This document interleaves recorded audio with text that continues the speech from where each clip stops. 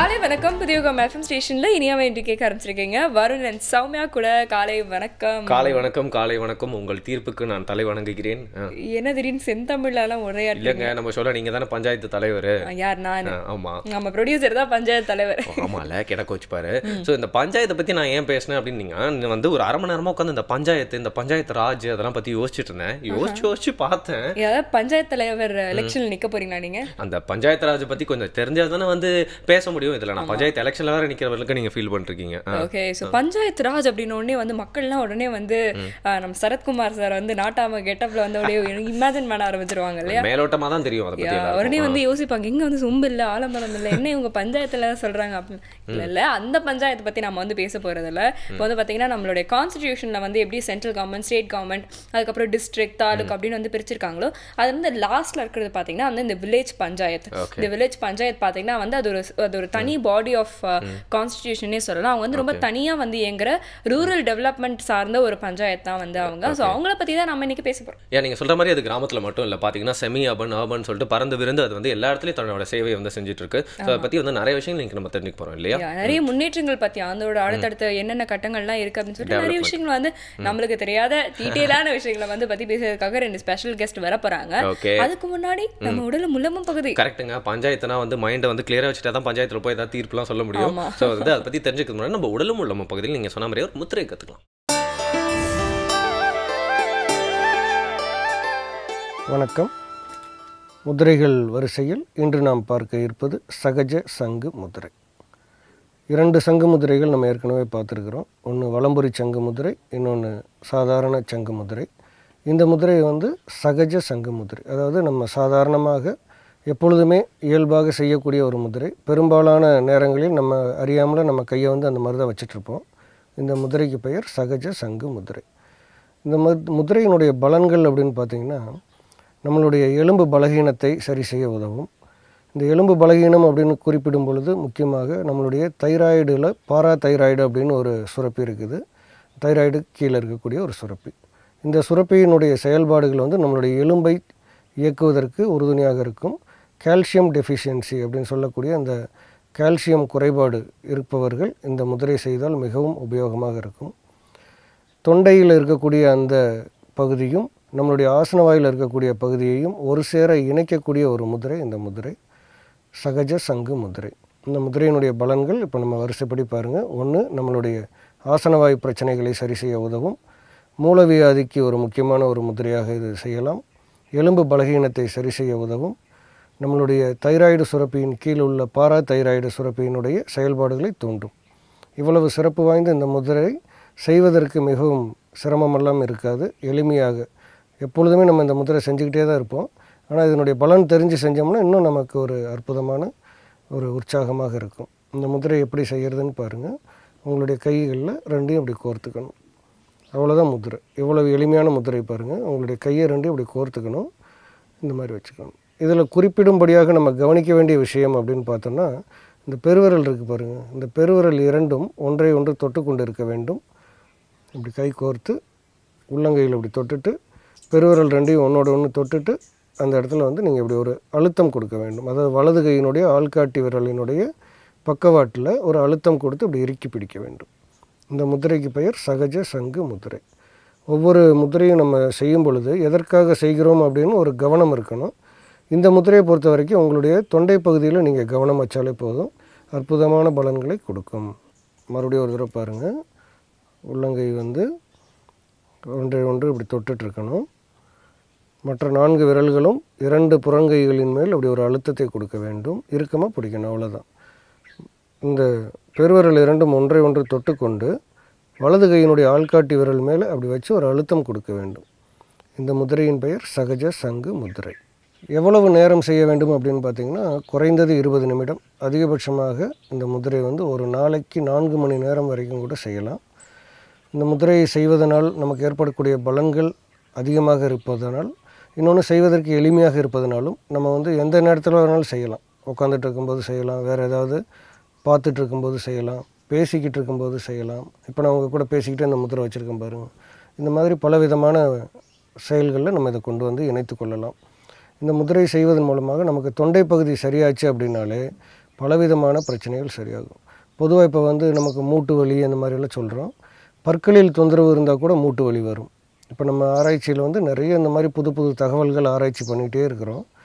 அதில் எங்களுக்கு அற்புதமான சில தீர்வுகள் கிடைச்சிருக்கு. என்னென்னு கேட்டிங்கன்னா, நம்ம எதிர்பார்க்காத சின்ன பிரச்சனையில் பெரிய ஒரு தீர்வு கிடைக்கும். இப்போ அந்த மாதிரி நம்மளுடைய மூலவியாதிக்கு இந்த முதிரை வந்து மிகவும் உபயோகமாக இருக்குது அப்படின்னு கண்டுபிடிச்சிருக்கிறோம். மலச்சிக்கல் இருந்தாலே அதுவே நம்மளுடைய எல்லா சிக்கலுக்கும் மூல காரணம். எனவே மலச்சிக்கலை தீர்ப்பதற்கு இந்த முதிரை மிகவும் உபயோகமாக இருக்கும். செய்து பாருங்கள். நலம் பெற வாழ்த்துகிறேன். நன்றி, வணக்கம். யா, இவர் ஒரு முத்திரை கற்றுக் கொடுத்தாரு. கண்டிப்பாக யூஸ்ஃபுல்லாக இருக்கும். வழக்கம் போல அது. நான் ஒரு முத்திரை காட்டுறேன். இதுக்கு பேர் என்ன சொல்லுங்கள்? இதுவா? இது வந்து தெரியலையே. இது வந்து பாஞ்ச் ஆய முத்திரை அப்படின்னு சொல்லுவாங்க. அதாவது 5 விரலும் இருக்கு இல்லையா? நான் ஏதோ ட்ரை பண்ணேன், சரியா வரல, விட்டுருங்க சௌமியா. காலங்காத்தாலே வந்து ஆடியன்ஸ் எல்லாம் இப்படி கன்ஃபியூஸ் பண்ணாதீங்க, இவன் சொல்ற முத்திரையெல்லாம் நீங்க நம்பாதீங்க அப்படின்னு சொல்லிட்டு இப்போ பாத்தீங்கன்னா நம்ம ஒரு பிரேக் எடுத்துக்கலாம். ஏன்னா அப்பதான் நீங்க கொஞ்சம் தெளிவான விஷயம், ஆமா, தெளிவா வந்து பேசுவீங்க. புதிய எஃப்எம் ஸ்டேஷன்ல இது இனியவை.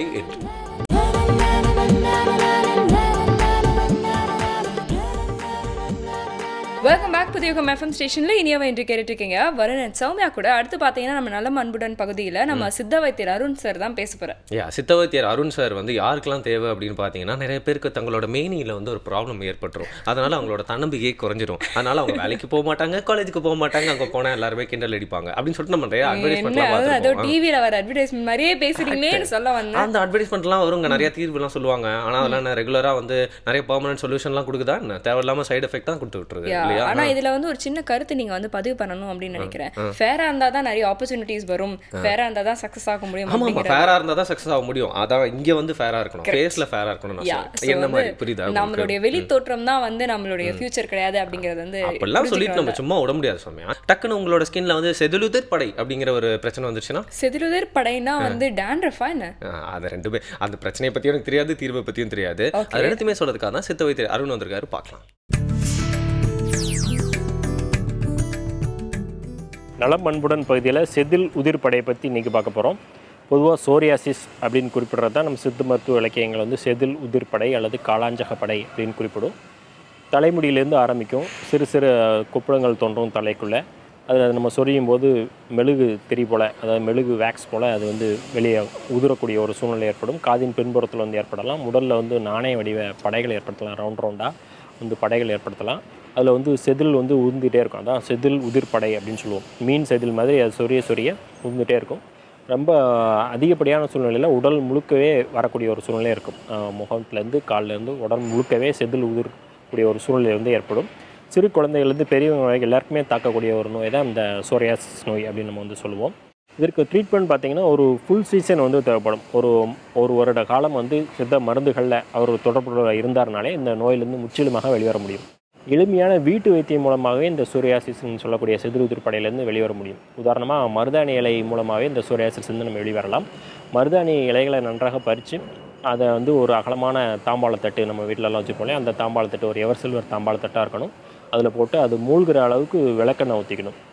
விளக்கெண்ணெய் ஊற்றி நன்றாக வெயில் காலங்களில் இந்த தைலத்தை வந்து ப்ரிப்பேர் பண்ணி வச்சுக்கணும். இது வந்து தைலமாக தான் நம்ம அடுப்பு ஏற்றி காய்ச்ச போகிறதில்ல, சூரிய இலையில் வச்சு எடுக்கக்கூடிய ஒரு தைலமாக இருக்கும். மருதாணி இலையை மூழ்கிற அளவுக்கு விளக்கெண்ணெய் ஊற்றி வெயிலில் ஒரு 3 நாட்கள் வச்சு எடுக்கும்போது அந்த நிறம் வந்து மாறுபடும். விளக்கெண்ணையோட நிறம் வந்து மருதாணியோட இலை நிறத்துக்கு, அந்த இலையில் இருக்கக்கூடிய சிவப்பு நிறத்துக்கு மாறுபடும்.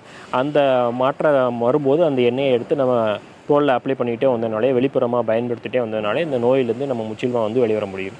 அவுரின்னு சொல்லக்கூடிய நீலி அப்படின்னு சொல்லுவாங்க, அவுரி. அந்த அவுரி இலையை வந்து நம்ம பவுடர் பண்ணி ஒரு 5 கிராம் அளவு காலை மாலை 2 வேளையும் நம்ம தொடர்ந்து சாப்பிட்டு வரும்போதும் இந்த நோய் வராமல் தடுக்கலாம். நோய் இருக்கும்போது அதை வந்து குணப்படுத்துறதுக்கும் அந்த அவுரி இலை பொடியை வந்து நம்ம எடுத்துக்கலாம். அந்த அவுரி இலையை நான் சொன்ன முன்னாடி குறிப்பிட்டது போன்று தைலமாக வந்து நம்ம தயாரிச்சுக்கலாம். விளக்கெண்ணெயை ஊற்றி அதை வெயிலில் வச்சு ஒரு 3 நாட்கள் வரைக்கும் காய வச்சு அந்த நீல நிறம் ஆன உடனே அதை எடுத்து நம்ம அப்ளை பண்ணிட்டு வரும்போதும் இந்த சோரியாசிஸ் நோய்க்கு ஒரு முற்றிலுமான ஒரு குணத்தை வந்து கொடுக்க முடியும். இந்த 2 மருந்துகளையுமே நம்ம வீட்டிலேயே தயார் செய்யக்கூடிய ஒரு மருந்தாக தான் இருக்கும். இதை பயன்படுத்தி இந்த நோயிலேருந்து முற்றிலுமாக வெளிவரலாம். இவங்க சாப்பிடக்கூடிய உணவுன்னு பார்க்கும்போது தோல் நோயாளிகள் தவிர்க்கக்கூடிய பொருட்கள் எல்லாம் தவிர்த்தாங்கனாலே இந்த நோய் வந்து அதிகப்படியாக பரவாமல் இருக்கும். பொதுவாக நம்ம கத்திரிக்காயிலேருந்து பாகற்காயிலேருந்து அந்த கொத்தவரங்காய், கொள்ளு, எள்ளு, இந்த மாதிரியான ஊறலை ஏற்படுத்தக்கூடிய மீன், கருவாடு, இந்த மாதிரி ஐட்டங்களில் இவங்க வந்து தவிர்த்துட்டு புளிப்பு காரத்தை குறைச்சிட்டு கொஞ்சம் கசப்பு சார்ந்த உணவுப் பொருட்களை எடுத்துக்கிடும் போது இந்த நோய் வந்து பரவாமல் இருக்கும், அதை மேலும் அதிகரிக்காமல் இருக்கும். இருக்கக்கூடிய நோயும் குறையக்கூடிய தன்மையும் இந்த சாப்பாட்டு மூலமாகவே நம்ம கொண்டு வரலாம். பொதுவாக நன்றாக குணம் கிடைத்த பிறகு ஒரு 2 மாதம் சாப்பிட்டு நன்றாக குணம் கிடைத்த பிறகு அவ்வப்போது கசப்பு சார்ந்த மருந்துகளை மட்டும் எடுத்துக்கிட்டோம்னா, ஒரு பாவக்காயோ ஒரு வேப்பிலையோ ஒரு அந்த சீசனை ஆரம்பிக்கிறதுக்கு முன்னாடி எடுத்துக்கிட்டோம்னாலும் புதுதாக வராமலும் நம்ம தடுக்க முடியும். ஒரு எளிய வீட்டு வைத்தியத்தின் மூலமாகவே இந்த செதில் உதிர்ப்படைன்னு சொல்லக்கூடிய காளாஞ்சகப்படையை சோரியாசிஸை நம்ம முற்றிலுமாக வெல்ல முடியும். யா சூப்பர். செதிலுதிர் படை அப்படிங்கிற ஒரு பிரச்சனைக்காக அவர் வந்து சூப்பராக தீர்வெல்லாம் சொல்லிட்டாரு. இன்றைக்கி தான் வந்து இந்த வார்த்தையை நான் சொல்ல கொஞ்சம் ட்ரை பண்ணுறதுனால அந்த பிரச்சனை மாதிரியே எனக்கும் சொல்கிறது கொஞ்சம் பிரச்சனையாக மாறி போச்சு. பட் இனிமேல் இந்த மாதிரி பிரச்சனைகள்லாம் ஏற்படக்கூடாது, பாடி கூலாக இருக்கணும், எந்த பிரச்சனையுமே இருக்கக்கூடாது, எல்லா ஃப்ளோவும் வந்து பார்த்திங்கன்னா வந்து சீராக இருக்கணும். அப்படின்னா என்ன பண்ணணும் அப்படின்னா, நிறைய பேர் சாப்பிடாத நல்ல விஷயங்கள்லாம் வந்து சாப்பிட்டாதான் வந்து சரி வரும். கரெக்டாக சொன்னீங்க. இதில் வந்து நீங்கள் கூட சொன்னீங்களா, நம்ம உடம்புல வந்து எந்த பிரச்சனையும் இல்லாமல் ஒரு ஃப்ளோவாக இருக்கணும், க்ளீனாக இருக்கணும் அப்படின்னா வந்து வாழைத்தண்டு தான். ஏன்னா வாழைத்தண்டு பார்த்தீங்கன்னா நம்மளுடைய பிளட்டை வந்து பியூரிஃபை பண்றது மட்டும் நம்ம உடம்புல இருக்கிற அசுத்தங்கள்லாம் இருக்கு இல்லையா, அதெல்லாம் வந்து வெளியேற்றிடும் அப்படின்னு வந்து கூட வந்து நிறைய பேர் சொல்றாங்க. ஆனா இந்த வாழைத்தண்டை பார்த்தாலே 10 கிலோமீட்டர் நிறைய குழந்தை ஓடிடுறாங்க. ரொம்ப பசுமையான உணவு அப்படியே சாப்பிடுங்க. நிறைய பேர் நினைச்சுக்கணும் வாழைத்தண்டை போய் நம்ம அப்படியே கடிச்சு சாப்பிட போற மரத்துல இருந்து அப்படின்னு சொல்லிட்டு அது மாதிரிலாம் பண்ண முடியுமா? ஒரு பச்சடி மாதிரி அப்படி இப்படின்னு பண்ணி வச்சா எல்லாருமே சாப்பிடுவாங்கல்ல.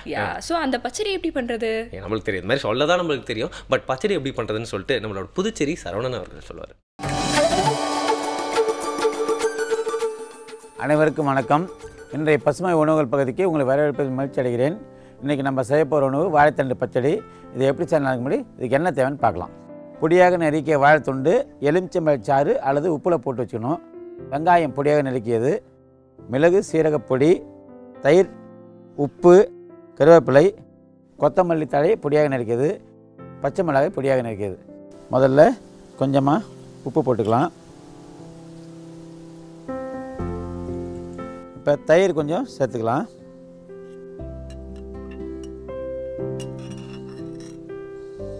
இப்போ தேவையான அளவு மிளகு பொடி சேர்த்துக்கலாம். இந்த மிளகு பொடி எதுக்காகனா, சப்போஸ் தயிரில் ஏதாவது பழைய தயிராக இருந்ததுன்னா, இல்லை தயிர் ரொம்ப பிடிச்சி போயிருந்தால் அதுலேருந்து தொண்டை கரகரப்பிலாசம் வரும். அதுக்காக இந்த மிளகு பொடி சேர்த்துக்கிறோம். பச்சை மிளகா ஒரு 4 பச்சை மிளகா, சும்மா 4 துண்டு போட்டுருவோம் லேசான காரத்துக்கு. பொடியாக நறுக்கிய கொத்தமல்லி, பொடியாக நறுக்கிய வெங்காயம். வெங்காயம் வந்து வாழைத்தண்டு எவ்வளோ சேர்க்குறோமோ அதில் 10 இல்லை 20% சேர்த்தா போதும். இந்த வெங்காயம் சேர்க்கறது வந்து இதில் பீட்டோ கேரட்டின் இருக்குது. இது தயிரில் கலக்கும்போது இந்த பீட்டோ கேரட்டின் முழுமையாக பயன்படும். இது கூட வாழைத்தண்டு பார்த்திங்கன்னா இந்த கருப்பாக இருக்குது பாருங்கள். இது காரணம் இதனால தான் இது எலுமிச்சை சாறு அல்லது உப்பு தண்ணியில் இது முதல்ல நறுக்கும் போதே உப்பு தண்ணியில் பட்டுன்னு போட்டுடணும். அதுக்கப்புறம் தான் நார் எடுக்கணும். அதுக்கப்புறம் நார் எடுக்கும்போது இந்த வாழைத்தண்டில் பீட்டோ கேரட்டின் உள்ளது. இது வந்து பச்சையாக சாப்பிடும்போது நம்ம முழுமையான அந்த உயிர் வேதிப்பொருள் நீர்த்தன்மையில் கிடைக்குது. இது வந்து சிறுநீரகங்களில் கரைக்கக்கூடிய சக்தி அதிகம் உள்ளது. உடல் குளிர்ச்சியை உண்டாக்கும். இது ரொம்ப நல்லது உடம்புக்கு. அதனால தான் இதை இப்படி பயன்படுத்தணும். இப்போ இந்த வாழைத்தண்டு இப்படி நல்லா கிளறணும். அதாவது தயிரில் வர அளவுக்கு இப்படி கொத்தி கிளறணும்னா தயிர் உள்ளே ஊறும். ஒரு 5 நிமிஷம் இது வந்து தயிரில் போட்டதுக்கப்புறம் தனியாக வச்சுட்டு சாப்பிட்டாலும் அல்லது வந்து குளிர்சாதன பெட்டியில் வச்சு சாப்பிட்டாலும் இந்த வாழைத்தண்டை சொல்லி அவ்வளோ சுவையாக இருக்கும். நம்ம வந்து செய்யும்போது கொஞ்சமாக செஞ்சுட்டோமேனு வருத்தப்படுவீங்க பின்னாடி சாப்பிடும்போது. ஏன்னா அந்தளவுக்கு சுவையாக இருக்கும். இப்போ வாழைத்தண்டு தயிர் பச்சடி தயாராக இருக்குது.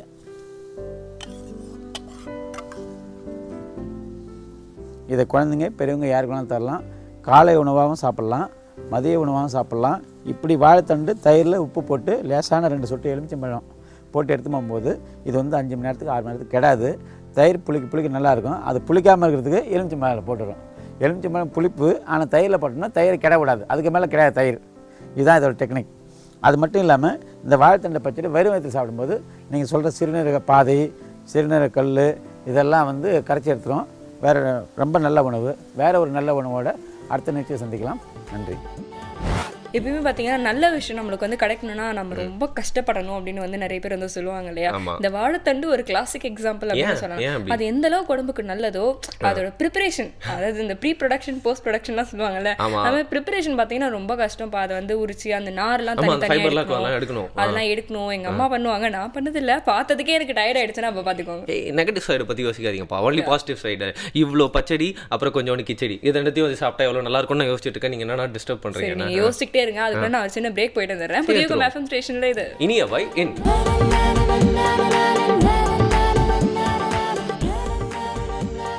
வெல்கம் பேக் புதியுகம் எஃப்எம் ஸ்டேஷனில் இனிவன் நிகழ்ச்சியை கேட்டு என்ஜாய் பண்ணிருக்கீங்க. உங்கள் பெஸ்ட் ஃப்ரெண்ட்ஸான வருணன் சௌமியா கூட. சௌமியா நெக்ஸ்ட் வந்து இறையன்பா ஐஏஎஸ் சார் பேச போகிறாரு.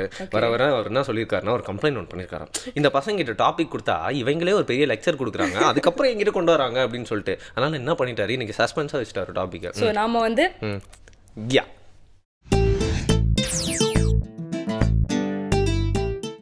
இப்போ நாம் வந்து சில பேரை பார்த்துட்டு அவர் ரொம்ப நல்ல பர்சனாலிட்டி அப்படின்னு சொல்லி சொல்கிறோம். உயரமாக இருந்தால் நல்ல பர்சனாலிட்டி, அப்புறம் வந்து நல்ல கம்பீரமாக இருந்தால் ரொம்ப இம்ப்ரெசிவ் பர்சனாலிட்டின்னு. ஆக்சுவலாக என்னென்னா பர்சனாலிட்டி வேறு, ஃபிசிக் வேறு. பர்சனா அப்படிங்கிறது வந்து ஒரு கிரேக்க வார்த்தையிலேருந்து வருது. பர்சனா அப்படின்னாக்க முகமூடின்னு அர்த்தம். கிரேக்க நாடகங்களில் வந்து இப்போ ஒரு கோபம் அப்படின்னாக்க ஒரு ரெட்டான மாஸ்கை போட்டுக்கிட்டு அவங்க நடிப்பாங்க, அந்த கோபம் உடையவங்க. பொறாமை அப்படிங்கும்போது ஒரு க்ரீனான மாஸ்க் போட்டுக்கிட்டு நடிப்பாங்க. இது மாதிரி மாஸ்க்கு போடுறதுனால வந்து மாஸ்குரேடிங் தான் பர்சனாலிட்டின்னு பேர். ஆளுமைன்னு நம்ம தமிழில் சொல்கிறோம். இப்போ உயரமாக இருக்கலாம், ஆனால் அவங்களுக்கு நல்ல பர்சனாலிட்டி இருக்கணுங்கிற அவசியம் இல்லை.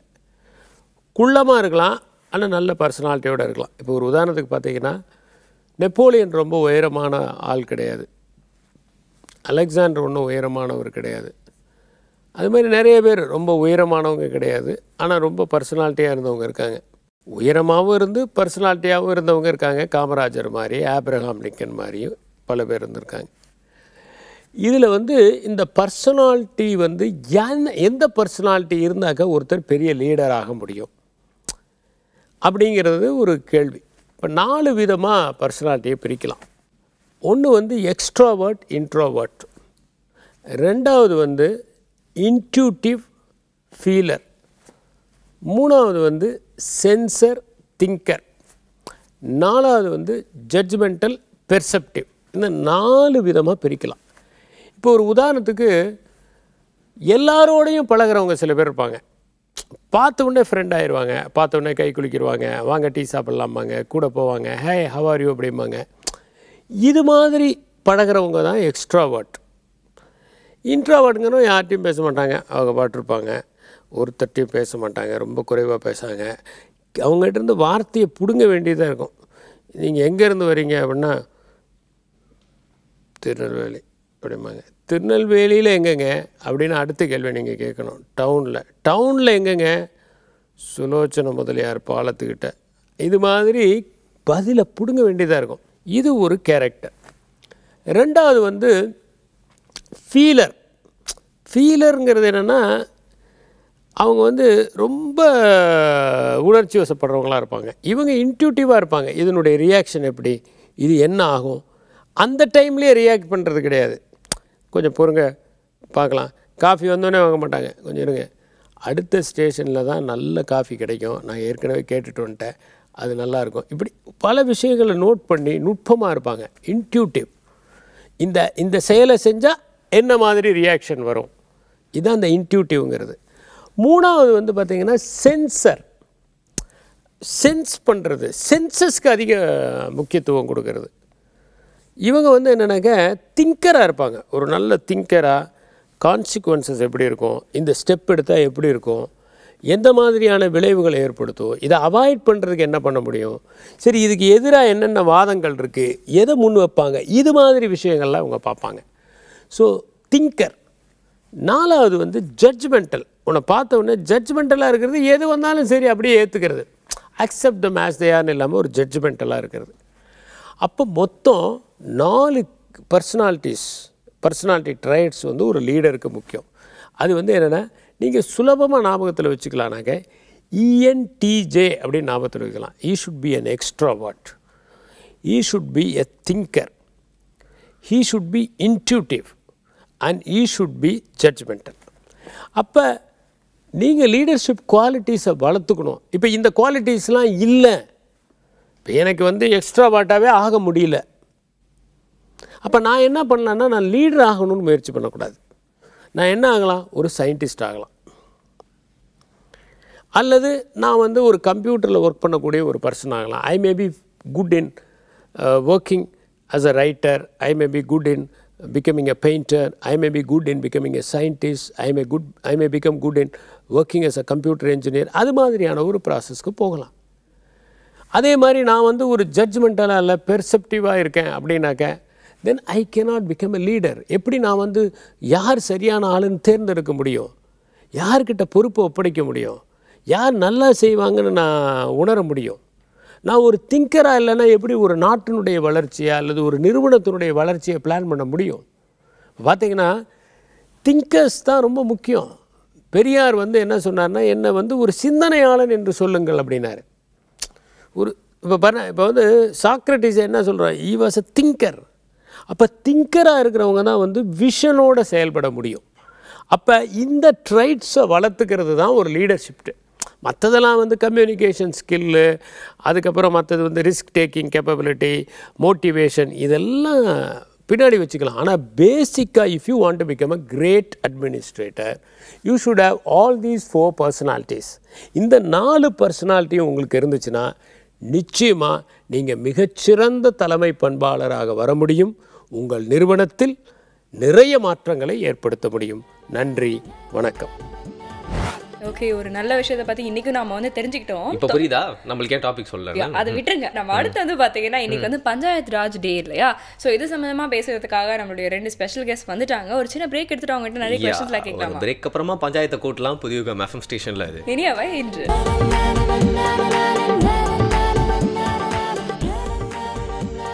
Welcome back. புதிய FM ஸ்டேஷனில் இனியவான நிகழ்ச்சியை என்ஜாய் பண்ணிருக்கீங்க. இன்றைக்கி பஞ்சாயத்து ராஜ் டேயில் வந்து நிறைய விஷயங்கள் தெரிஞ்சுக்க போகிறோம். பஞ்சாயத்து ராஜ் பற்றி சின்ன வயசுலாம் ரேடியோவில் நம்ம நிறைய வாட்டி வந்து பஞ்சாயத்து ராஜ் கேட்டிருப்போம். ஆனால் அதுக்கப்புறம் அது செய்யக்கூடிய நல்ல விஷயங்கள், அதை சுற்றி நடக்கக்கூடிய நிறைய நல்ல விஷயங்கள்லாம் வந்து அவேர்னஸ் இல்லாமல் இன்னும் நிறைய பேருக்கு தெரியாமல் இருக்குது அப்படின்னே சொல்லலாம். இன்னும் மீதி தெரியாமல் இருக்க எல்லாருக்கும் வந்து அதெல்லாம் தெரிய வைக்கணும் அப்படிங்கிறதுக்காக தான் இந்த நாள் பற்றி நிறைய விஷயங்கள் நம்மளுக்கு எடுத்து சொல்றதுக்காக வந்திருக்காங்க 2 கெஸ்ட்டு. அதில் ஃபர்ஸ்ட் கெஸ்ட் கேசவன் சார், அவர் அச்சரப்பாக்கம் டவுன் பஞ்சாயத்தோட செயல் அலுவலர். Thank you so much for coming sir. வணக்கம் சார். அதே மாதிரி இன்னொருத்தர் பார்த்தீங்கன்னா ML தாஸ் அவர்கள். இவர் வந்து மக்கள் ஆளுகை மையத்துடைய ஜாயிண்ட் செக்ரட்டரி. இவர் வந்து ரூரல் டெவலப்மெண்ட் தான் இவரோட மெயின் கான்சென்ட்ரேஷன் அப்படின்னு சொல்லலாம். வணக்கம் sir. Thank you so much for coming sir. Sir, நீங்கள் வந்து ரூரல் டெவலப்மெண்ட்டில் வந்து நீங்கள் அதிகமான ரிசர்ச்சஸ்லாம் பண்ணிட்டு இருக்கிறதுனால பார்த்தீங்கன்னா இப்போ கிராமப்புறத்தில் இருக்கிற அடிப்படை பிரச்சனைகள் என்னன்னு நீங்கள் நினைக்கிறீங்க? கிராமப்புறத்தில் இருக்கக்கூடிய அடிப்படை பிரச்சனைகள் வந்து முக்கியமாக பேசிக் கம்யூனிட்டிஸ், அதாவது அடிப்படை வசதிகள் நம்ம சொல்லக்கூடிய கழிப்பறை வசதியோ சுகாதார வசதிகளோ இல்லை குடிநீர் வசதிகளோ இது போன்ற வசதிகள் வந்து மிக தேவையான அடிப்படை வசதிகள். இதற்கு அடுத்த கட்டமாக கொஞ்சம் வளர்ச்சி சம்மந்தப்பட்ட பிரச்சனைகள், முக்கியமாக வந்து வேலைவாய்ப்பு, விவசாயம், இது போன்ற விஷயங்கள், இதுதான் முக்கியமான விஷயங்களை நம்ம பார்க்கலாம். ஆனால் சமீப காலமாக சுற்றுச்சூழல் ஒரு பெரிய பிரச்சனையாக உருவாகிட்டு வந்துகிட்டு இருக்குது. அந்த சுற்றுச்சூழல் பிரச்சனையை வந்து நம்ம எதிர்கொள்ள வேண்டிய கட்டாயத்தில் இருக்கும். ஸோ கேசவன் சார், நீங்கள் அச்சரப்பாக்கம் செமி அர்பன் பிளேசஸ்லாம் ஒர்க் பண்ணிகிட்ருக்கீங்க. அங்கே நீங்கள் பண்ணக்கூடிய விஷயங்கள், உங்களோட செயல்பாடுகள் பற்றி விளக்கி சொல்லுங்கள் சார். குறிப்பாக பார்த்தீங்கன்னா மக்களோட basic amenities, water supply, street light, road maintenance, park, burial ground, இது ஒன்று பொது சுகாதாரம். இதில் பொது சுகாதாரத்தில் பார்த்தீங்கன்னா திடக்கழிவு மேலாண்மை. இப்போ வந்து நம்ம அவசியம் திடக்கழிவு மேலாண்மைலாம் நம்ம செய்யணும் மக்கள் சொல்லிட்டு நம்ம சுப்ரீம் கோர்ட் ஆர்டர் 2000 போட்டு அதில் இருந்து விதிகள்லாம் தனியாக கொண்டு வந்தோம். ஏன் சார் அதுக்கான அவசியம் ஏற்பட்டுச்சு? இப்போ குப்பைகள் நாளாக வந்து அது ஒரு பெரிய பிரச்சனை. அது வந்து இன்னும் எதிர்காலமே ஒரு மாசு அடைந்த மாறிடும்ன்றதுக்காக அது வந்து கவனம் செலுத்தணும் சொல்லிட்டு சுப்ரீம் கோர்ட்டோட தீர்ப்பு பேசிக்கில் அதுக்கு பைலாஸ் பண்ணியிருக்காங்க. அதுக்கு படிப்படியாக கொண்டு வந்திருக்காங்க. இப்போ படிப்படியாக கொண்டு வந்து இப்போ ஜனங்களுக்கு கொண்டு போய் சேர்க்குற அளவில் இருக்கிறோம். இது மக்களுடைய ஒத்துழைப்போடு நம்ம திட்டங்களை செயல்படுத்த துவங்கியிருக்கிறோம். திடக்கழிவு மேலாண்மை வந்து அவசியம். எல்லா இடத்துல வில்லேஜ் பயணத்தில் கூட வரணும். வந்தால் தான் அந்த மாசு இல்லாமல் அடுத்த ஒரு வர ஜெனரேஷனுக்கு ஒரு நல்ல ஒரு எதிர்காலம் இருக்கும். சார் சொல்கிற மாதிரி சௌமியா பார்த்தீங்கன்னா வந்து இப்போ எந்த அளவுக்கு வந்து ரியல் எஸ்டேட்லாம் டவுன் ஆயிடுச்சா கேட்டால் வந்து வாழ்றதுக்கு இடமே இல்லை, எங்கே இடம் இருந்தால் தானே விற்கிறது அப்படின்னு சொல்கிறாங்க. ஸோ வாழ்றதுக்கே இடம் இல்லை அப்படிங்கிறப்போ குப்பையை நம்ம கொட்டிகிட்டே இருந்தோம்னா அதுக்கே ஒரு இடம் பத்தாமல் போயிடும் அப்படிங்கிறது தான் தோணுது இல்லையா? ஸோ இந்த பஞ்சாயத்து ராஜ் டேல பார்த்தீங்கன்னா வந்து நம்ம நிறைய விஷயங்கள் இன்னும் டீப்பாக டிஸ்கஸ் பண்ணுறதுக்கு முன்னாடி ஒரு பேசிக் அண்டர்ஸ்டாண்டிங்காக ஒரு கேள்வி கேட்கணும். புரியுது பஞ்சாயத்து ராஜ்னா என்ன அப்படின்னு சொல்லிட்டு. சின்ன வயசில் நம்ம வந்து படிச்சிருப்போம், 5 மார்க் கேள்வி கூட வந்து பதிலாக சொல்லியிருப்போம். ஆனால் இப்போ கேட்டால் எங்கேயோ கேட்ட குரல் மாதிரி இருக்கு அப்படின்னு நிறைய பேர் சொல்லுவாங்க. ஆமா, சோ அந்த ஒரு புரிதலுக்காக சொல்லுங்க சார், பஞ்சாயத்து ராஜ்னா என்ன? பஞ்சாயத்து அப்படிங்கிறத பொறுத்த வரைக்கும் தமிழ்நாட்டுக்கோ இந்தியாவுக்கோ ஒரு புதுசு கிடையாது. சேர சோழ பாண்டியர் பல்லவர் காலத்திலிருந்தே பஞ்சாயத்துகள் வந்து இயங்கி வந்திருக்கு. அதை 3 காலகட்டங்களாக பிரிக்கலாம். ஒன்று சுதந்திரத்துக்கு முந்தைய காலகட்டம், 2வது காலகட்டம் சுதந்திரத்துக்கு பிந்தைய 1992க்கு முந்தைய காலகட்டம், அதுக்கடுத்து 92க்கு அப்புறம் வந்தக்கூடிய காலகட்டம். இந்த பஞ்சாயத் ராஜ் அப்படிங்கிற ஒரு வார்த்தை புழக்கம் அதிகமானதே வந்து 1992க்கு பிறகு தான். அப்போ இந்திய அரசியல் சட்டத்திலேயே ஏற்கனவே இந்திய அரசாங்கம் மாநில அரசாங்கம் என்ன 2 அரசாங்கங்களுக்கு தான் வாய்ப்புகள் இருந்தது. அது பஞ்சாயத்துக்களை 3வது அரசாங்கமாக, அதான் பஞ்சாயத்து ராஜ், பஞ்சாயத்து ராஜ்யம், பஞ்சாயத்து அரசாங்கம் என்ற ஆங்கிலத்தில் லோக்கல் செல்ஃப் கவர்மெண்ட் அப்படிங்கிற மாதிரி கொண்டு வந்தது தான் அது முக்கியமான ஒரு காலகட்டம்.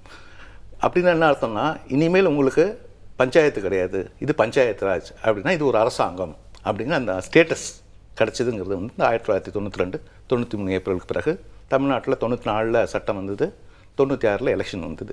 அதுக்கப்புறம் தொடர்ந்து இப்போ 4வது பீரியட் நடந்துக்கிட்டு இருக்கு. இதுதான் அந்த பஞ்சாயத்து அரசாங்கம். அப்போ அந்த அளவுக்கு முழுமையான பவர் வந்து கொடுக்கப்பட்டிருக்குது உள்ளாட்சிகளுக்கு சட்ட ரீதியாக. நடைமுறையில் சில வேறுபாடுகள் இருக்கலாம். ஓகே, அப்போனா இந்த பஞ்சாயத்து தலைவர் நமக்கு தான் தெரிஞ்சது பார்த்தீங்கன்னா வந்து ஆலமரத்துக்கு அடியில் உட்காந்துட்டு வந்து தீர்வு சொல்லுவாங்க அப்படிங்கிற மாதிரியான ஒரு பிக்சர் மட்டும்தான். அதை தாண்டி ஒரு பஞ்சாயத்து தலைவருடைய பணிகள்னா என்ன அப்படின்னு சொல்லுங்கள். ஒரு பஞ்சாயத்து தலைவர் வந்து 2 விதமான ரோல் ப்ளே பண்ணுறாங்க. ஒன்று வந்து அரசியல் ரீதியான வேலை அப்படின்னா கூட்டங்களை நடத்துறது, கூட்டங்களில் பிரச்சனைகளை பேசுறது, தீர்மானங்கள் போடுவது, இதெல்லாம் வந்து அது ஒரு வேலை, அது ஒரு அரசியல் வேலை. அடுத்து அவரே எக்ஸிக்யூட்டிவ் அத்தாரிட்டியாகவும் இருக்கிறார்.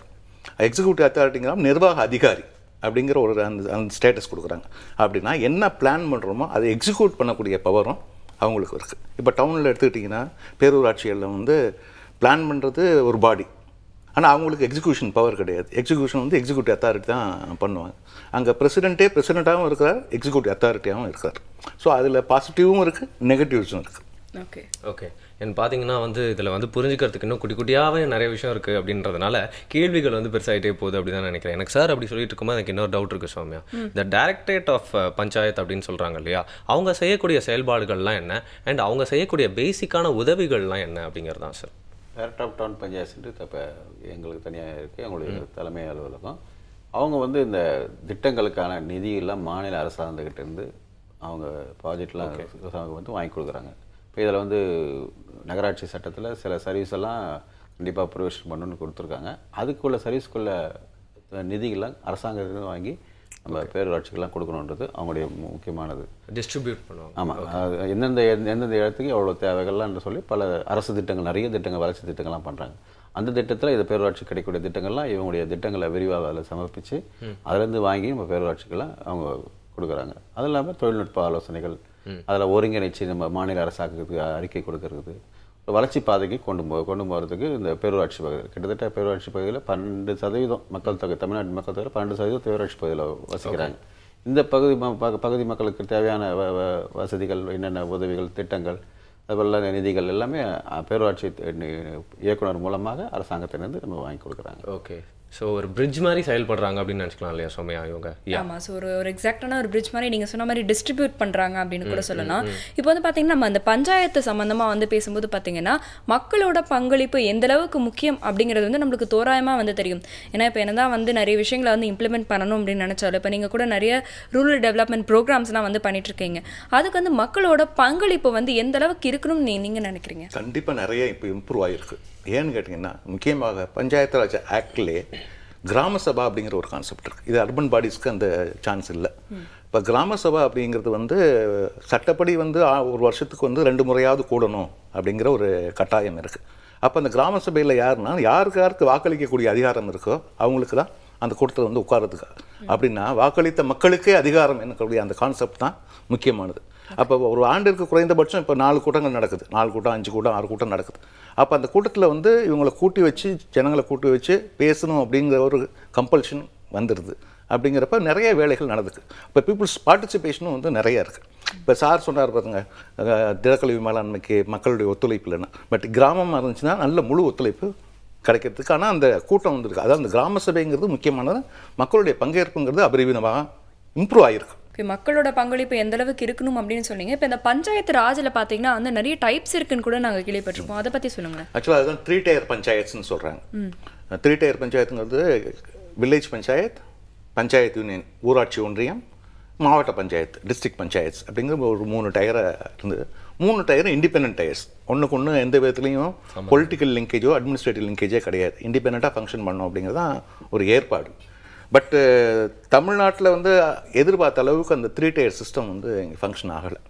அதில் நிறைய பிளானிங் போர்டுன்னு ஒன்று இருக்குது. அந்த பிளானிங் போர்டும் சரியான முறையில் ஒர்க் அவுட் இல்லை. பக்காவாக ஒர்க் பண்ணுறது என்னென்னா வில்லேஜ் பஞ்சாயத்து தான் அது கூட ஃபுல் பவரோடு இயங்குறாங்க.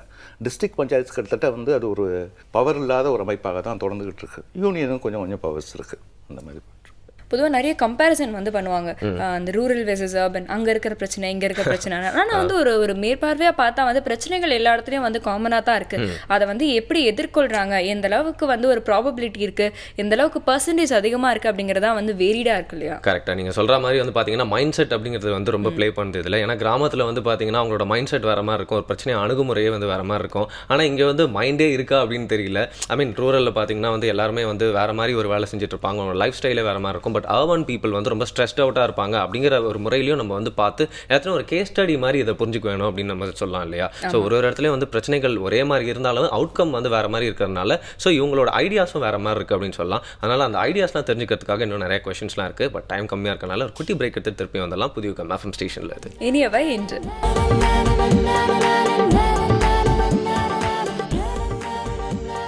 Welcome back. புதிய FM ஸ்டேஷனில் இனிய வேண்டிய நிகழ்ச்சி எல்லாருமே தொடர்ந்து கேட்டு என்ஜாய் பண்ணிருப்பீங்க. நிறைய பேருக்கு வந்து சின்ன வயசில் படித்த மாதிரி இருக்கும், இங்கே கேள்விப்பட்ட மாதிரி இருக்கும், எல்லாம் ஏற்கனவே தெரிஞ்ச மாதிரி இருக்கும். ஆனால் அதெல்லாம் இல்லைப்பா, இன்னும் நிறைய விஷயங்களுக்குலாம் தெரியல, எங்களுக்கே தெரியல அப்படின்னு சொல்லிட்டு இவங்க 2 பேர்கிட்ட வந்து கேட்டு தெரிஞ்சுட்டு இருக்கோம். பஞ்சாயத்து ராஜ் டேயில் வந்து நிறைய கொஸ்டின்ஸ் டவுட்ஸ்லாம் இருக்குது. ஸோ அதனால தான் வந்து ஒன்றா கிளியர் பண்ணிருக்கோம் அப்படின்னு சொல்லலாம் இல்லையா? நிறைய கேள்விகள் இருக்குது, தொடர்ந்து பேசலாம். ஸோ இந்த பேரூராட்சி அப்படிங்கிற விஷயம் நம்ம தமிழ்நாட்டில் எந்த விதத்தில் வளர்ச்சி அடைஞ்சிட்டு இருக்கு சார்? இப்போ பேரூராட்சின்னு பார்த்தீங்கன்னா இப்போ அர்பன் லோக்கல் பாடி, அதாவது நகர்ப்புற உள்ளாட்சிகள். நகர்ப்புற உள்ளாட்சிகள் போது இன்றைக்கி தமிழ்நாட்டில் வந்து 48.15% மக்கள் தொகை வந்து நகர்ப்புற உள்ளாட்சியில் இருக்காங்க. ஓகே. அதில் வந்து பார்த்திங்கன்னா 4 வகை 5 இதாக பிரிக்கலாம்னு கேட்டிங்கன்னா, சென்னை மாநகராட்சி ஒரு வகையாகும், ஒரு கேட்டகரி.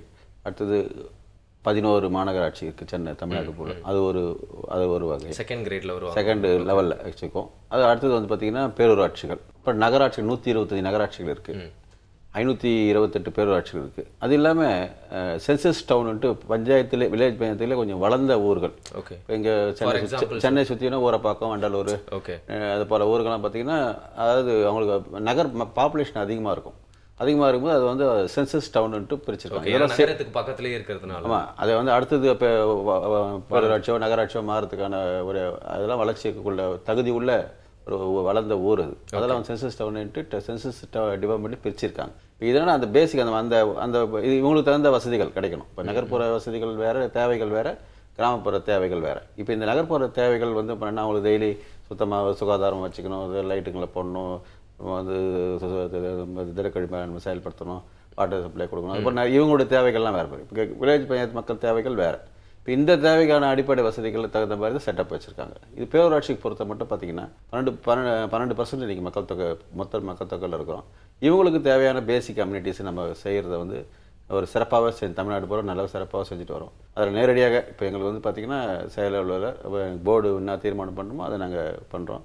கவர்மெண்ட்டில் கொடுக்குற திட்டங்களில் இதை செயல்படுத்துகிறோம். ஓகே. அண்டு சார் சொல்கிறது பார்த்தா எப்படி தெரியுதுன்னா வந்து ஒரு பாயிண்ட் ஆஃப் டைம்லேயும் ஒரு ஊரோட வளர்ச்சி அப்படிங்கிறது வந்து மக்களோட மைக்ரேஷன் அப்படிங்கிறத பொறுத்து வந்து மாறிட்டே இருக்குது. ஸோ இப்போ இவங்க ஒரு பிளான் போட்டு வச்சுருக்காங்க அப்படின்னா வந்து அதுக்கான மாற்றங்கள் நடந்துகிட்டே இருக்காங்க, மக்கள் நிறைய பேர் வந்துகிட்டே இருக்காங்க, அங்கே இன்ஃப்ராஸ்ட்ரக்சர் நிறைய சேஞ்சஸ் வந்துகிட்டே இருக்குது. ஸோ அதுக்கேற்ற மாதிரி டெவலப்மெண்ட்ஸ் அப்படிங்கிறதுக்கும் இவங்க பிளான் பண்ணிகிட்டே இருக்கணும் அப்படிங்கிறது இதில் வந்து புரியுது இல்லையா? ஒரு டஃப் டாஸ்க்காக தான் வந்து நம்மளுக்கு வந்து புரியுது அப்படின்னு நினைக்கிறேன். ஸோ இந்த மாதிரியான விஷயங்கள் பேசும்போது சார், இப்போ வந்து நீங்கள் வந்து ஏற்கனவே வந்து பேசும்போது சொன்னீங்க, இந்த பஞ்சாயத்து ராஜில் பார்த்தீங்கன்னா வந்து ஒரு இண்டிபெண்ட்டாக நீங்கள் வந்து செயல்படுறீங்க, உங்களுக்கு வந்து நிறைய சுதந்திரம் இருக்குது முடிவெடுக்கிறதுக்கு அப்படின்னு. ஆனால் இப்போ இந்த சுதந்திரம் அப்படிங்கிறது வந்து எந்த அளவுக்கு உங்களுக்கு வந்து இருக்குது அப்படிங்கிறத பற்றி சொல்லுங்கள். கண்டிப்பாக முன்பு இருந்ததை விட இப்போ கடந்த 20 ஆண்டுகளாக பஞ்சாயத்துகள் வந்து ஓரளவுக்கு சுதந்திரமாக தான் செயல்பட்டுக்கிட்டு இருக்கு. அதில் வந்து எந்த விதமான இதுவும் கிடையாது. ஆனால் இதில் முக்கியமான ஒரு விஷயம் என்னென்னா, இது 3வது அரசாங்கம்னு சொல்கிறப்ப சென்ட்ரல் கவர்மெண்ட்டுக்கு ஒரு ஜனாதிபதி முடிவெடுக்கக்கூடிய அதிகாரம் இருக்குது, ஸ்டேட் கவர்மெண்ட்டுக்கு வந்து கவர்னர் இருக்கிறார் முடிவெடுக்கக்கூடிய அதிகாரம். ஆனால் இந்த பஞ்சாயத்துக்கு வந்து ஒரு அதிகாரியை வந்து கண்ட்ரோல் பண்ணக்கூடிய ஒரு பவர், அது வந்து தமிழ்நாடு பஞ்சாயத்துகள் சட்டம் செக்ஷன் 10. அந்த செக்ஷன் 10 ஃபுல்லாகவே அது 205 ரொம்ப ஃபேமஸாக இருக்கும். தலைவர் மேலே நடவடிக்கை எடுக்கிறது அப்படிங்கிறது அது வந்து ஒரு கடுமையான ஒரு செயல். இது வந்து இது அனுமதிக்கவே முடியாது. ஆனால் சட்டத்தில் அனுமதிக்கப்பட்டிருக்கு. இது சம்மந்தமாக 1957 அப்போ ஜான் எனக்கூடிய ஒரு எம்எல்ஏ வந்து சட்டசபையிலே பேசியிருக்கிறார். நீங்கள் வந்து அதிகாரத்தை கொடுக்கணுங்கிறீங்க, ஆனால் அந்த அதிகாரத்துக்கு நல்ல கண்ட்ரோலை கொண்டு ஒரு அதிகாரிகிட்ட கொண்டு கொடுக்குறீங்க, அது எந்த விதத்தில் சரி? அதுக்கு தனி ஒரு அமைப்பு ஏற்படுத்துங்க. இப்போ கேரளாவில் ஓம்புட்ஸ்மேன் இருக்குது. இப்போ இவங்க மேலே பஞ்சாயத்து தலைவர் மேலே எதுவும்னா அந்த அமைப்பு தான் வந்து அதை எடுத்து அதை ஹேண்டில் பண்ணும். அப்போ இப்போ இது இல்லாமல் இருக்கிறதுனால கலெக்டர் கீழே இருக்கக்கூடிய ஆட்கள் எல்லாரும் வரும்பொழுது ஒரு அச்சத்தோடயே இருக்கக்கூடிய ஒரு இன்ஃப்ளூயன்ஸ் இருக்குது, அந்த மாதிரி இருக்குது. ஸோ அந்த விஷயங்களை தவிர்த்துட்டு நிறைய இண்டிபெண்டன்ஸ் இருக்குது. அதில் வந்து நோ டவுட். சென்னை கார்ப்பரேஷன் கவுன்சிலர்ஸை விட வில்லேஜ் பஞ்சாயத்து கவுன்சிலருக்கும் பிரசிடெண்ட்டுக்கும் நல்ல பவர் இருக்குது. ஆனால் அதை எந்த விதத்தில் அவங்க யூட்டிலைஸ் பண்ணுறாங்கிறத பொறுத்து தான் இருக்குது.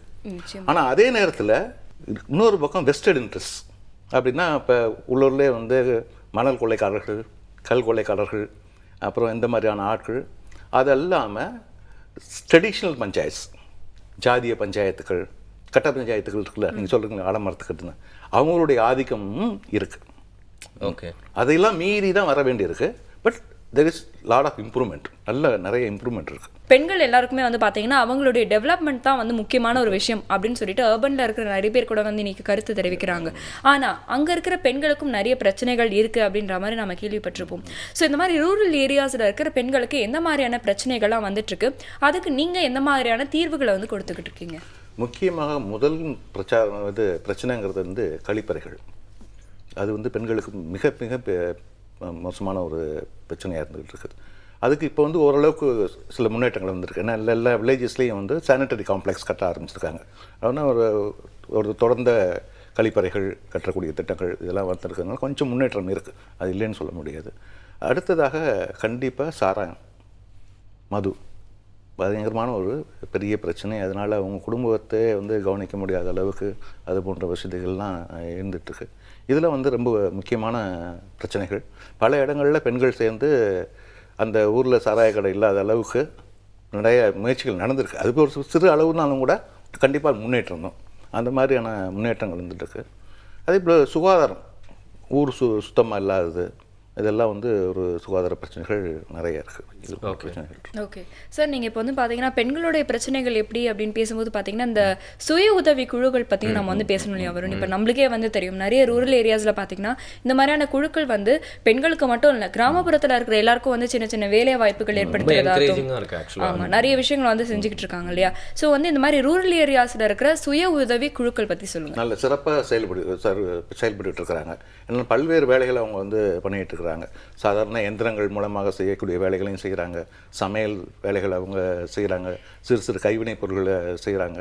அதற்காக ஒரு பூமாலைங்கிறக்கூடிய ஒரு மார்க்கெட்டிங் இன்ஃப்ராஸ்ட்ரக்சரையும் கவர்மெண்ட் ஏற்படுத்தி கொடுத்துருக்கிறதுனால அவங்களால மார்க்கெட் பண்ண முடியுது. ஏன்னா என்ன தான் ப்ரொடக்ஷன் பண்ணாலும் மார்க்கெட் பண்ணால் தான் திரும்ப அவங்க வந்து சர்வை பண்ண முடியும். அந்த சைக்கிளிக் ரொட்டேஷன் இருக்கும்.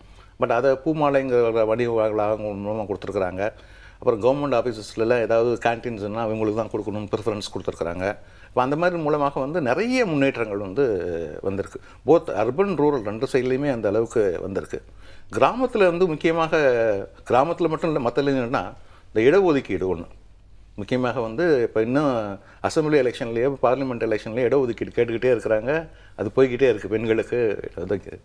ஆனால் பஞ்சாயத்தில் பெண்களுக்கு தலித் மக்கள் என்று சொல்லக்கூடிய ஷெட்யூல் காஸ்ட் மக்களுக்கு அவங்களுக்கு இடஒதுக்கீடு இருக்குது. நீங்கள் எந்த ஒரு பஞ்சாயத்துக்கு போனீங்கனாலும் 1/3 மினிமம் 1/3 விமன் இருக்கிறாங்க. அப்படிங்கிறப்ப அங்கே வந்து ஒரு மாதிரி விமன் இஷ்யூஸ் வந்து மோர் ப்ராமினண்ட்டாக, முக்கியமாக குடிதண்ணீர் பிரச்சனையாக இருக்கட்டும், சுகாதார பிரச்சனைகள்லாம் இதெல்லாம் எடுத்து பேசக்கூடியவர்கள் வந்து அதிகமாக பெண்கள் தான். ஏன்னா அவங்களுக்கு தான் அந்த தேர் மோர் சென்சிட்டிவ் இந்த மாதிரியான பேசிக் கம்யூனிட்டிஸ் இது போன்ற விஷயங்கள். அதனால் அவங்களுக்கு அந்த வாய்ப்புகள் நிறைய கிடச்சிருக்கு. அதே போல் தமிழ்நாட்டில் 12,000 பஞ்சாயத்து இருக்குது அப்படின்னா அதில் 1/3 பஞ்சாயத்துக்கு மினிமம் வந்து பெண்கள் இருக்கிறாங்க. நிறைய பஞ்சாயத்தில் ஜென்ரல் கான்ஸ்டியூன்சிலே வின் பண்ணி வந்திருக்கிறாங்க. ஸோ அந்தளவுக்கு ஒரு நல்ல மாற்றம் வந்திருக்கு. அது அவங்களே வந்து சுய உதவி குழுக்களையும் நல்லா என்கரேஜ் பண்ணிகிட்டு இருக்கிறாங்க. ஓகே, இந்த மாதிரியான நல்ல மாற்றங்கள்லாம் வந்து வந்துகிட்டே இருக்குது. அப்படின்னாலும் வந்து இன்னும் நிறைய வரணும் அப்படிங்கிறத நம்மளுடைய ஆசை. கரெக்ட். அண்ட் பார்த்தீங்கன்னா வந்து ஸோ சிட்டியில் இது எப்படி வேறுபட்டிருக்கு அப்படின்னு வந்து பார்க்கலாம். ஸோ மக்கள் நீங்கள் வந்து நிறைய விஷயங்கள் பிளான்லாம் பண்ணி அவங்களுக்கு கொஞ்சம் ஈஸியாக இருக்கிற மாதிரி, அதாவது அவங்க ரொம்ப ஸ்ட்ரெயின்லாம் இல்லாமல் கண்டிப்பாக இந்த திட்டத்துக்கு வந்து ஒத்துழைப்பு கொடுக்குற மாதிரி நிறைய விஷயங்கள்லாம் நீங்கள் பண்ணியிருக்கீங்க. அதுக்கு திருப்பியும் மக்கள் எப்படி ரிஃப்ளெக்ட் பண்ணுறாங்க, எந்த அளவுக்கு அவங்களோட ஒத்துழைப்பு இருக்குது, அதை புரிஞ்சுக்கிட்டாங்களா கரெக்டாக? அவங்க புரிஞ்சுட்டு வராங்க, ஜனங்க புரிஞ்சுட்டு வராங்க. இப்போ நகர வாழ்க்கைன்னும் போது அவசரமாக போகிறது வர்றது எல்லாமே அவசரம், டைம்னே சொல்லிட்டுருப்பாங்க. டைம் அவங்களுக்கும் நம்ம வசதிகள் செஞ்சு கொடுக்கணும். அது கொடுத்தோம்னா அவங்களுடைய உதவியாக இருக்கும் செய்கிறாங்க. அது புரிஞ்சுக்கிட்டு படிப்படியாக வராங்க. இன்னும் கொஞ்சம் நம்ம இன்னும் அவேர்னஸ் நம்ம ஜனங்களுக்கு தேவை, இன்னும் ஒத்துழைப்பு தேவை. அவங்க அங்கேயே அவங்க பிரித்து கொடுத்து ஒரு நல்ல ஒத்துழைப்பு கொடுத்தோன்னா நம்ம அடுத்த கட்ட வேலைக்கு போகலாம், நம்ம அடுத்த கட்ட ப்ராசஸுக்கு போகலாம். இது என்ன பண்ணால் அட் எ டைம் சீக்கிரம் வேலையை முடியும். நம்ம அந்த மேனேஜ் பண்ணோம்னா நம்மளுக்கு ஜனங்களுக்கு வசதிகள் இன்னும் கொஞ்சம் கூட டைம் தரலாம். குறுகிய காலத்தில் இப்போ 8 மணிக்கு வேலைக்கு போகிறோம், 9 மணிக்கு வேலைக்கு போகிறோம், அட் டைமில் எல்லா இடத்துக்கும் போய் சர்வ் பண்ணுறதுக்கு வாய்ப்புகளும் இருக்கும். ஓகே, அது ஜனங்களோட ஒத்துழைப்பு கொடுத்துட்டு வராங்க. இன்னும் கொஞ்சம் இன்க்ரீஸ் தான் விழிப்புணர்வு, தொடர்ந்து விழிப்புணர்வு கொடுத்துட்டு வரோம். எங்கள் இயக்குநருக்கும் சரி, இது நிறைய கொடுத்து வரோம். இப்போ அது நடுவில் தொலைக்காட்சியிலும் அரசாங்கம், சென்னை மத்திய அரசாங்கம், மாநில எல்லாமே நிறைய இப்போ பண்ணிட்டு வராங்க. அதெல்லாம் நமக்கு உதவியாக இருக்குது. ஒரு இடத்துலையும் வந்து பிரச்சனைகள் ஒரே மாதிரி இருந்தாலும் அவுட்கம் வந்து வேறு மாதிரி இருக்கிறதுனால ஸோ இவங்களோட ஐடியாஸும் வேறு மாதிரி இருக்குது அப்படின்னு சொல்லலாம். அதனால் அந்த ஐடியாஸ்லாம் தெரிஞ்சுக்கிறதுக்காக இன்னும் நிறைய கொஷின்ஸ்லாம் இருக்குது. பட் டைம் கம்மியாக இருக்கனால ஒரு குட்டி பிரேக் எடுத்து திருப்பி வந்தெல்லாம் புதிய FM ஸ்டேஷனில். இது இனியவை இன்று.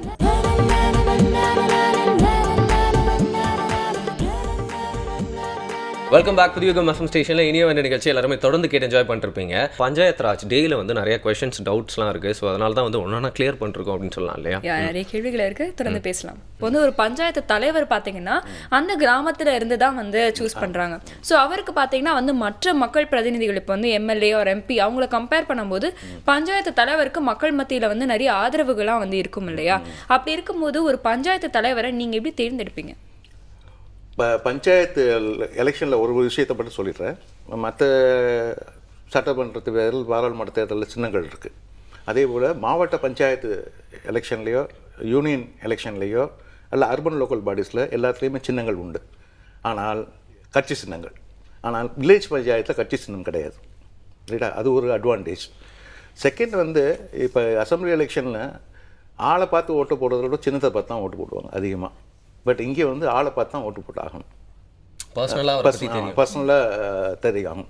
அப்படி பர்சனலாக அவர் வந்து தப்பு பண்ணினா அடுத்த 5 வருஷத்துக்கு முன்னால் தலையில் நின்று பார்த்தாலும் வரவே முடியாது. பட் மற்ற எலெக்ஷன்ஸில் வந்து அதுக்கான வாய்ப்புகள் இருக்குது.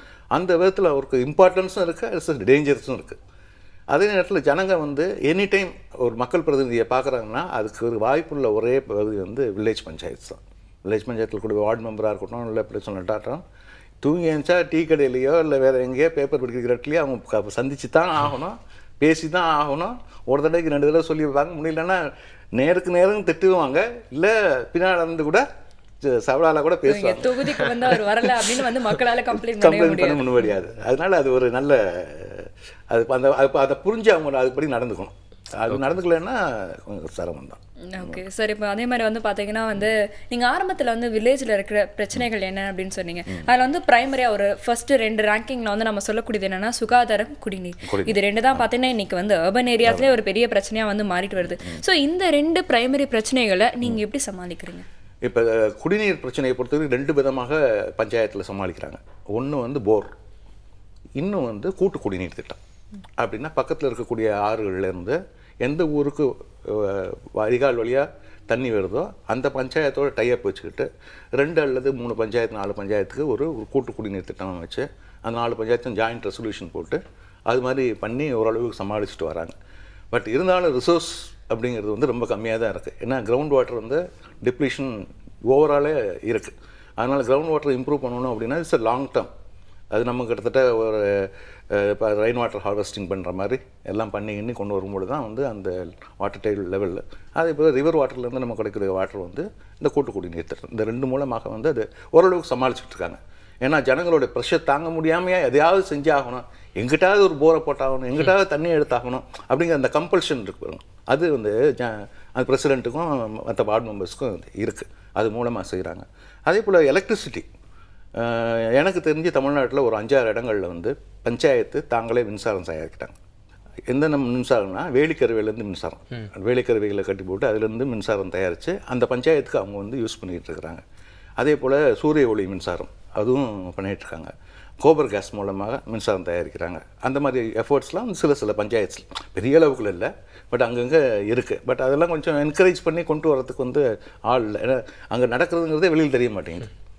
ஒரு நெசசிட்டி வரும்போது தான் அதோட தேவையும் நம்மளுக்கு வந்து தெரிய ஆரம்பிச்சிருது இல்லையா? Yeah exactly. யாருக்கா பர்த்டேனா கூட அவங்க ஏதாவது சாக்லேட் கொடுத்தாங்கன்னா நம்ம சிரிச்சுக்கிட்டே அவங்களை விஷ் பண்ணுறோம். ஸோ ஒரு விஷயம் என்னதான் நல்லதாக இருந்தாலும் அதுக்கு உண்டான அவுட்கம்மை நம்ம பார்த்தா தான் வந்து நம்மளுக்கு எதாவது செய்யணும் அப்படின்னு தோணும். ஃபார் எக்ஸாம்பிள் நீங்கள் திடக்கழிவு மேலாண்மை மூலயமா அதோட அவுட்புட்டாக நீங்கள் நிறைய விஷயங்களை வந்து ரொம்ப யூஸ்ஃபுல்லான விஷயங்களாக மாற்றிட்டு இருக்கீங்க அப்படின்னு சொல்லலாம். உதாரணத்துக்கு உரங்கள் பற்றியே நம்ம வந்து பேசலாம். ஸோ இதெல்லாம் வந்து உருவாகுது, இது எந்த அளவுக்கு யூஸ் ஆகுது, எப்படி போய் மக்களை சேருது அப்படிங்கிறது வந்து மக்களுக்கு தெரியுதா, அண்ட் எப்படி போய் இது மக்களை சேருது, அதுக்கான ஸ்டெப்ஸ் நீங்கள் எப்படி எடுக்கிறீங்க அப்படிங்கிறது எங்களுக்கு. நாங்கள் எங்கள் ஊரில் பொறுத்த வரைக்கும் ஜனங்களுக்கு தெரியணுன்றதுக்காகவே ஒரு வருஷத்துக்கு ஒரு கண்காட்சி மாதிரி ஒன்று போடுறோம். நாங்கள் என்ன செய்கிறோம், நீங்கள் போடுற குப்பை என்னவா அங்கே செய்கிறோம், நீங்கள் வந்து பாருங்கள் அந்த ஒர்க் பண்ணுறவங்க எப்படிலாம் ஒர்க் பண்ணியிருக்காங்க. இதை நீங்கள் புரிஞ்சிக்கணுன்றதுக்காக அவங்கள ஒரு கண்காட்சி மாதிரி வச்சு கூப்பிட்றோம். இது வரைக்கும் நாங்கள் 2 கண்காட்சி முடிச்சிட்டோம், 2 ஆண்டில் 2 கண்காட்சி முடிச்சிட்டோம். அது வந்து பார்க்குறாங்க, ஜனங்கள்லாம் வந்து பார்க்குறாங்க இந்த குப்பைகள்லாம் எப்படிலாம் பண்ணுறோம். அது இங்கே மக்கக்கூடிய குப்பைகள்லாம் இந்த விண்ட்ரோ மெத்தடுன்னு அந்த ஒரு மெத்தட் குவியல் முறையில் போட்டு இந்த குப்பைகள் குப்பைகள்லாம் மக்க வைக்கிறோம். அது எப்படிலாம் அந்த 15 நாளைக்கு ஒரு தடவை ரொட்டேட் பண்ணுறோம். அதுக்கப்புறம் பார்த்திங்கன்னா அடுத்த ஒரு 30 நாளில் நல்லா கொஞ்சம் நல்ல மண்புழு வரத்துக்கு அதை எடுத்துகிட்டு போயிடும். அப்புறம் அந்த இன்னும் கொஞ்சம் மண்புழு உரம் அங்கே இடம் இல்லாதபோது இன்னும் அது வந்து இயற்கை உரம் மாற்றத்துக்கு ப்ராசஸ் பண்ணிட்டு வரும். ஓகே, இந்த வேலைகள்லாம் பார்க்குறாங்க. அந்த உள்ள திடக்கழிவு மேலாண்மை மக்காத பொருளை என்னென்ன பண்ணுறாங்க, ரீசைக்கிளிங் உள்ளதெல்லாம் தனியாக பிரிக்கிறோம். கிட்டத்தட்ட 30 வகையான ரீசைக்கிளிங் பொருள்கள்லாம் பிரித்து நம்ம அது யாருக்கு டிஸ்போஸ் பண்ணுமோ சேல்ஸ் பண்ணி அது இப்போ இந்த திட்ட செலவுகளுக்கு அது பயன்படுத்திக்கிறோம். ஓகே ஓகே, அதையும் ஜனங்க பார்க்குறாங்க. அப்புறம் இந்த மாடலுக்கு சில இதெல்லாம் பண்ணியிருக்கோம். இப்போ சார் சொன்ன மாதிரி உணவு கழிவுகள் தூக்கி போகிற சாப்பாடு மிச்ச சாப்பாடெல்லாம் அது கேஸ் ஒன்று உற்பத்தி பண்ணலாம். அவங்களுக்கு ஒரு அடிப்படையாக இதெல்லாம் நீங்கள் தெரிஞ்சுக்கிட்டு நீங்கள் உங்கள் வீட்டில் எதுவுமே வேஸ்ட் இல்லை அப்படின்னு. ஆமாம், ஃபுட் வேஸ்ட்டில் நீங்கள் வேஸ்ட் பண்ணாத ஒரு வீட்டுக்கு தேவையான கேஸ்களை பண்ணிக்கலாம். இப்போ வந்து பஞ்சாயத்தில் வந்து பார்த்தீங்கன்னா எது வந்து ஒரு சக்ஸஸ்ஃபுல்லான ஒரு பஞ்சாயத், எது வந்து பார்த்தீங்கன்னா ஒரு அன்சக்ஸஸ்ஃபுல்லான பஞ்சாயத்தாக மாறுது, இது ரெண்டுத்துக்கும் உள்ள வேரியேஷன் எதனால் அப்படின்ற அந்த ரீசனை கம்பேர் பண்ணி சொல்லுங்கள். இது நான் ஒரு சின்ன இன்சிடென்ட்னு சொல்கிறேன். இண்டிபெண்டன்ஸ்க்கு முன்னால் காந்தி சுதந்திர இந்தியா எப்படி இருக்கணும் அப்படின்னு சொல்கிறப்ப அவர் 5 டயர் கவர்மெண்ட்டாக இருக்கணும்னு சொன்னார். அப்படின்னா கிராம அரசுகள், ஒன்றிய அரசுகள், மாவட்ட அரசுகள், மாநில அரசுகள், அகில இந்திய அரசு அப்படிங்கிற ஒரு 5 செட்டப்பாக இருக்கணும். கீழ்மட்ட அமைப்புகளுக்கு வழிகாட்டுதலாம் செய்யணும் இல்லையே, மேல்மட்ட அமைப்புகள் கீழ்மட்ட அமைப்புகளை கண்ட்ரோல் பண்ணக்கூடாது. கிராம அளவில் எது செய்யணுமோ அது கிராமம் செய்யட்டும். கிராமத்தால் செய்ய முடியாத ஒன்றியமோ அல்லது அந்த தாலுகாவோ செய்யட்டும். ஒன்றியமோ தாலுகாவோ செய்ய முடியாத விஷயத்தை தான் மாவட்டம் செய்யணும். மாவட்டம் செய்ய முடியாத விஷயத்தை தான் மாநிலம் செய்யணும். மாநிலம் செய்ய முடியாத விஷயத்தை தான் சென்ட்ரல் செய்யணும். அப்படிங்கிறது தான் காந்தி விரும்பினா 5 அடுக்கு அரசாங்கம் அப்படிங்கிறது. அது வந்து இன்றைக்கி நடைமுறைக்கு ஒரு மாதிரி வந்திருக்கு. பட் அதுக்கு அந்த கண்ட்ரோலுங்கிறது வந்து எனாமஸாக இருக்குது. இந்த ஃப்ரீடம் வந்து அவ்வளோவா இல்லை. இன்னும் வந்து சென்ட்ரல் கவர்மெண்ட்டோட கண்ட்ரோல். அதுக்கு ஒரு சின்ன உதாரணம் சொல்லணும் அப்படின்னோம்னா, பஞ்சாயத்து ராஜ் வந்த உடனே சென்ட்ரல் கவர்மெண்ட்டில் ஒரு தனி டிபார்ட்மெண்ட் க்ரியேட் பண்ணாங்க. பஞ்சாயத்து ராஜுக்குன்னு தனி டிபார்ட்மெண்ட். ஊரக வளர்ச்சித்துறையிலேக்கு முதல்ல பஞ்சாயத்து பார்த்துக்கிட்டு இருந்தாங்க. ஊரக வளர்ச்சித்துறையும் தனியாக பிரித்து பஞ்சாயத்து ராஜ் டிபார்ட்மெண்ட் தனியாக கொண்டு வந்தாங்க. இப்போ கேரளா போன்ற சில மாநில அரசுகளில் பார்த்திங்க அப்படின்னா அங்கே லோக்கல் அட்மினிஸ்ட்ரேஷன் டிபார்ட்மெண்ட்டே தனியாக வந்துருச்சு. அப்படின்னா அந்த உள்ளாட்சிக்கு அங்கே ஒரு முக்கியத்துவம் அந்த கிடைக்குது. பட் தமிழ்நாட்டை பொறுத்த வரைக்கும் இன்னும் நிறைய நாங்கள் டிமாண்ட் வச்சுருக்கோம். இருந்தாலும் கூட இன்னும் ஊரக வளர்ச்சி மற்றும் உள்ளாட்சித்துறை தான் இருக்குது. அப்புறமா நகராட்சித்துறை, நகர்ப்புற வளர்ச்சி, நகராட்சித்துறை தான் இருக்குது. அதே போல் டவுன் பஞ்சாயத்து எல்லாமே. அப்போ இது ரெண்டும் ஊரக வளர்ச்சியும் ஊராட்சியும் ஒரு டிபார்ட்மெண்ட்டாகவே, அதே போல் இந்த 2 டிபார்ட்மெண்ட் ஒரு டிபார்ட்மெண்ட்டாக இருக்கும்போது நிறைய கன்ஃபியூஷன்ஸ். ஏன்னா ஊராட்சித்துறைங்கிறது வந்து சென்ட்ரலைஸ்டாக பிளான் பண்ணக்கூடிய விஷயம், ஊராட்சிங்கிறது வந்து லோக்கல் பிளானிங். அப்போ அவங்களுடைய கண்ட்ரோல் அதிகமாக வந்து இதில் எது ரூரல் டெவலப்மெண்ட் ப்ரோக்ராமு, எது பஞ்சாயத்து ப்ரோக்ராம்னு தெரியாமல், எது லோக்கல் பாடி ப்ரோக்ராம்னு தெரியாமல் கண்ட்ரோலில் நிறைய மிஸ்அப் ஆகிருக்கு. அது வந்து முக்கியமாக அதில் ஒரு பிரித்து வைக்கும் பொழுது அதுக்குன்னு ஒரு தனி டிபார்ட்மெண்ட் இருக்கும்போது அந்த ஊராட்சிக்கு பவர் கொடுக்கணும் அப்படிங்கிற ஒரு இம்பார்ட்டன்ஸ் கிடைக்கும். அது செய்யணும், மாநில அரசு செய்யணுங்கிறது வந்து கண்டிப்பாக சில மாநிலங்களில் நல்ல கேரளாவில் நல்ல முறையில் செயல்பட்டு. ஓகே சார், இப்போ வந்து ஒரு சின்ன சந்தேகம். இப்போ கிராமப்புறங்களில் பார்த்தீங்கன்னா அந்த ஒரு சாதி அமைப்புகளோட ஆதிக்கம் வந்து கொஞ்சம் இருக்குது அப்படின்ற மாதிரி சொல்கிறாங்க. அதை பற்றி நீங்கள் சொல்லுங்கள். கண்டிப்பாக இருக்குது, இல்லைன்னு சொல்ல முடியாது. அது வந்து இப்போ உள்ளாட்சி தேர்தல்களில் வந்து அது வெளிப்படும். முக்கியமாக கிராமங்களில் அது வெளிப்படும். என்னென்னு சாதிய கட்டுமானம்ங்கிறது ரொம்ப வலுவான சாதி அமைப்புகளாகத்தான் இருக்குது. இப்போ இன்றைக்கி வந்து எஸ்சி மக்களுக்கும் எஸ்டி மக்களுக்கும் பெண்களுக்கும் இடஒதுக்கீடு கொடுத்துருந்தாலும் கூட இவங்க இடஒதுக்கீடு பெற்றும் கூட எந்த அளவுக்கு இவங்க அதிகாரத்தை பயன்படுத்தியிருக்காங்க அப்படிங்கிறது ஒரு பெரிய கேள்விக்குறி தான். ஜென்ரலாக பெண்கள் அப்படின்னு சொல்லும்பொழுது ஓரளவுக்கு அதிகாரத்தை கைப்பற்றியிருக்காங்க.